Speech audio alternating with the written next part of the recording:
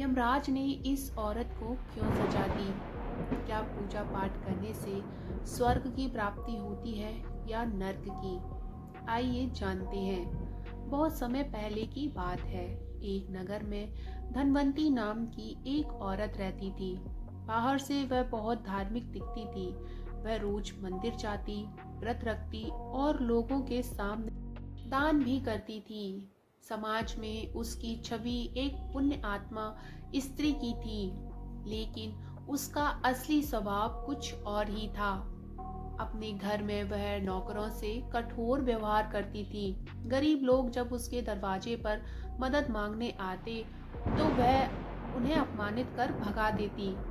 कई बार भूखे लोग उससे भोजन की प्रार्थना करते, लेकिन वह यह कहकर मना कर देती कि हर कोई अपने कर्मों का फल खुद भोगता है।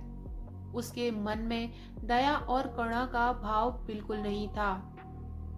एक दिन अचानक धनवंती की मृत्यु हो गई। उसकी आत्मा यमलोक पहुंची।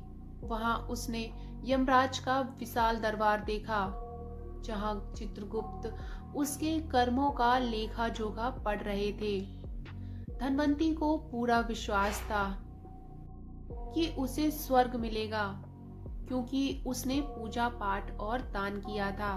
धनवंती ने यमराज से कहा, महाराज, मैंने जीवन भर व्रत रखे, पूजा की और दान भी दिया। मुझे तो स्वर्ग का अधिकारी होना चाहिए। यमराज ने शांत स्वर में उत्तर दिया, पूजा और दान तभी फल देते हैं जब उसमें दया और करुणा हो। बिना दया के किया गया धर्म अधूरा होता है। तभी चित्रगुप्त ने उसके कर्मों का सच बताया।